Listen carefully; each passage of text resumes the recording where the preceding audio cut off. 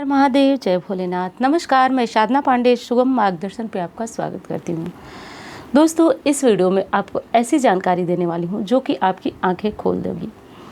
देखिए, राक्षस भी माँ के परम भक्त हुआ करते थे, तो इसके बारे में जानकारी आप सभी को है कि जैसे शुंभ, निशुंभ, मधु, कैटभ इत्यादि माँ के भक्त ही हुआ करते थे। बस उनकी लालसा अलग हुआ करती थी, अलग तरीके से वो माँ को पूजते थे। इस कलयुग में इस समय भी जैसे देव तुल्य मनुष्य हैं, वैसे ही दानव तुल्य मनुष्य भी हैं। और यदि आपके घर में इस प्रकार के कृत्य होते जा रहे हैं, देखिए मैं 5 चीज़ें आपको गिनवाऊंगी और आपको बहुत अच्छी तरह से ध्यान देना है। यदि आप माँ का व्रत कर रहे हैं तो भी और नहीं कर रहे हैं तो भी। ब्रह्मांड में ऐसी शक्तियाँ होती हैं जो 9 दिनों में बहुत अधिक प्रबल होती हैं।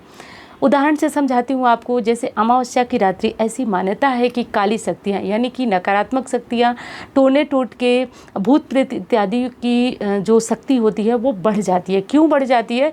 क्योंकि अमावस्या की रात्रि नकारात्मक शक्तियों को बढ़ाने वाली, अंधकार वाली रात्रि मानी जाती है।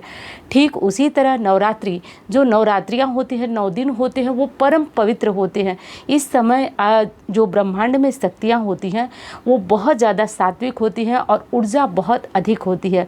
इसलिए इस काल में, इस समय अवधि के दौरान मनुष्य बहुत अधिक हद तक पूजा पाठ, आराधना, पूजन इत्यादि करते हैं। तो ये काम करते हैं तो बहुत अच्छी बात है, बहुत अच्छी बात है। लेकिन नहीं करते हैं तो कोई समस्या नहीं है, लेकिन ये काम आप मत कीजिए दोस्तों। क्योंकि देखिए, स्पष्ट तौर पे आपको बता रही हूँ, मैं डराने का मेरा कोई उद्देश्य नहीं है, लेकिन कहीं ना कहीं व्यक्ति अनर्थ का भागी बन जाता है, चाहे वो जितनी भी पूजा पाठ कर ले, कुछ भी कर ले। क्योंकि एक पूजा पाठ आपको उस ऊंचाई तक नहीं पहुंचाती है, लेकिन एक गलती आपको एक स्टेप और नीचे गिरा देती है। तो चलिए बात कर लेते हैं कि कौन सा काम आपको नहीं करना है। इस कलयुग में, इस मानव जीवन में आपको दानव तुल्य जीवन नहीं बिताना है। और आपको किस प्रकार का जीवन बिताना है? तो देव तुल्य बिताना है। देव तुल्य नहीं बिता सकते तो कम से कम मानव है, मानव की तरह रहे, लेकिन दानव का जो आचरण है वो बिल्कुल नहीं अपनाना है। क्योंकि निश्चित रूप से माता दुर्गा की शक्तियाँ इस 9 दिनों में बहुत ज़्यादा जागृत अवस्था में होती हैं। तो इस चीज़ को समझने की भूल जो है, गलत समझने की भूल ना करें। चलिए आगे बढ़ते हैं।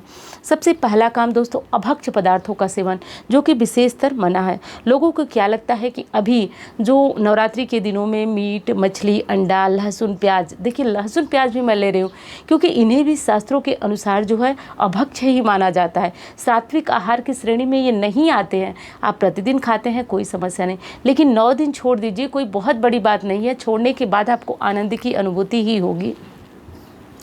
तो ऐसा बिल्कुल ना करें दोस्तों। लहसुन प्याज का भी सेवन इन 9 दिनों में न करें। क्योंकि कहा जाता है कि जैसे आपने घर में कलश रखा है और घर में मान लीजिए आप नहीं खा रहे हैं, परिवार के अन्य सदस्यों के लिए खाना बनता है, तो उसकी सुगंध उड़कर वहाँ तक पहुँचती है जहाँ आपका पूजा घर होता है। तो ये चीज़ें जो होती है विनाशकारी होती हैं, इसलिए मना किया जाता है। घर के उस पिंड के अंदर इस तरह की अभक्ष्य चीज़ें नहीं बननी चाहिए। और किसी भी कारण से यदि आप परिवार का कोई सदस्य नहीं मान रहा है तो आप उसे समझा सकते हैं।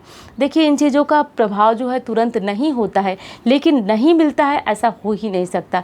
मिलता ज़रूर है दोस्तों, आज मिले, कल मिले, किसी रूप में मिले, लेकिन मिलता ज़रूर है। इसलिए कोशिश करें कि आप इन चीज़ों को न खाएं। और कम से कम यदि आप लहसुन प्याज खा ही लेते हैं तो जो चीज़ें मैंने कहा ऊपर, जो चीज़ें, उनको तो बिल्कुल भी ना खाइए। वैसे कोशिश कीजिए लहसुन प्याज भी त्याग ही दीजिए 9 दिन। अगली चीज़ है दोस्तों, ब्रह्मचर्य का पालन करना। माता की शक्तियाँ जो होती हैं वो संपूर्ण मनुष्यों के लिए एक समान होती है। बस दिक्कत ये होती है कि कोई उसे बहुत ज़्यादा ग्रहण कर लेता है, किसी के अंदर ग्रहण करने की, उसे शोषित करने की क्षमता ज़्यादा होती है। किसके अंदर ये क्षमता ज़्यादा होती है? जो पूजा पाठ करता है, भजन कीर्तन करता है, माँ के नाम का जागरण करता है। लेकिन जो नहीं करता है उसे कम से कम ये कार्य नहीं करना चाहिए, यानी कि 9 दिनों तक ब्रह्मचर्य का पालन करें। आप कभी भी ये न सोचें कि जो लोग नवरात्रि का व्रत हैं उन्हें ही सिर्फ नियम का पालन करना होता है। मैं बातों को बिल्कुल स्पष्ट बता रही हूँ। हर गृहस्थ धर्मी को ये नियम अपनाना चाहिए, इसलिए ध्यान रखें। इन 9 दिनों के अंदर अंदर आपको, यदि स्त्री हैं तो बाल नहीं कटवाएं, क्योंकि माना जाता है कि इन दिनों सिर्फ माता का श्रृंगार होता है। हमें कोई अलग से श्रृंगार करने की आवश्यकता नहीं होती है, हमें सिर्फ माता का श्रृंगार करना होता है। दूसरी जगह पे ये भी बताया गया है नीति शास्त्र के अंतर्गत कि यदि महिलाएं जो है बहुत अच्छी तरह से श्रृंगार करती हैं तो माना जाता है श्रृंगार सुहाग की आयु छिड़ होती है। तो ये सारी चीज़ें ध्यान रखना है। पुरुष भी बाल वगैरह न कटवाएं और शेविंग वगैरह भी न करें। अगली चीज़ है दोस्तों जिस पे कि थोड़ा सा ध्यान दीजिएगा, द्वार पे यदि इन 9 दिनों के अंदर कोई अतिथि आ जाता है, कोई महिला आ जाती हैं, तो पूरी कोशिश करें कि आप उन्हें ससम्मान जो भी उनकी इच्छा हो वो दें।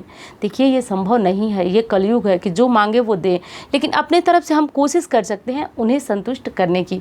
तो ऐसा आप ज़रूर करें। अतिथि आएँ तो उनका सत्कार स्वागत करें, कोशिश करें कि हम उन्हें खाली हाथ न भेजें, क्योंकि शास्त्रों में कहा गया है कि अतिथि देवो भव। जो अतिथि होते हैं, जो मेहमान होते हैं, उनको देवताओं की संज्ञा दी गई है। इस चीज़ का ध्यान रखें। इन दिनों में उन्हें उपवास करा के भेजना, उपवास मतलब आप समझ रहे हैं, तो ऐसा कराकर भेजना बहुत गलत माना जाता है। दोस्तों नवरात्रि का एक चीज़ तो सबसे बड़ा है, नारी शक्ति का सम्मान होना चाहिए, क्योंकि माँ दुर्गा संपूर्ण उस भक्त के ऊपर बहुत अधिक प्रसन्न रहती हैं, चाहे वो पूजन करें न करें। आप शास्त्र उठाकर देख लें, इन 9 दिनों में आप भी दुर्गा सप्तशती का पाठ करते होंगे। आपको पता है कि नारी शक्ति का अपमान करना है। नारी शक्ति का मतलब ऐसा नहीं कि समूह टोली की बात करें, अपने घर से ही देखें, अपनी बच्ची का, अपनी बहन का, अपनी मम्मी का, अपनी पत्नी का, किसी का भी अपमान नहीं होना चाहिए। कोशिश करें कि झगड़े तो हो ही नहीं, बल्कि मार पिटाई की तो बात ही अलग है। और हर स्त्री का, हर जो है पुरुष सम्मान करे, ऐसा 9 दिन ही नहीं हमेशा होना चाहिए, क्योंकि हमेशा होगा तो ऐसा जीवन ही नहीं आएगा। कहा जाता है कि प्रभु का नाम हम तब लेते हैं जब मुसीबत में होते हैं, यदि हमेशा लें तो मुसीबत आए ही नहीं। तो ठीक वही स्थिति है कि नारी का हमेशा सम्मान होना चाहिए, कोई एक दिन इसके लिए तो ज़रूरी है नहीं, लेकिन आप कोशिश करें कि इन 9 दिनों में यदि माँ का व्रत कर रहे हैं, माँ की आस्था है माँ में आपकी, तो ऐसा बिल्कुल ना करें। दोस्तों जानकारी आपको कैसी लगी ये ज़रूर बताइएगा, क्योंकि ये बहुत महत्वपूर्ण जानकारी है। इसको बिल्कुल भी भूलने की गलती ना करें, क्योंकि बहुत लोग पूजा पाठ करते हैं, सब कुछ करते हैं, और जो दुराचारी वाला काम होता है, राक्षस वाला काम होता है, वो करते रहते हैं, तो समस्याओं के भागी वो बनते रहते हैं। निश्चित रूप से आज नहीं तो कल वो धीरे धीरे विनाश की सीढ़ियाँ चढ़ जाते हैं। वीडियो कैसी लगी ये बताइएगा ज़रूर, और यदि अच्छी लगे तो एक लाइक ज़रूर कीजिएगा और चैनल को सब्सक्राइब कीजिएगा। मिलते हुए इसी तरह के वीडियो के साथ, धन्यवाद।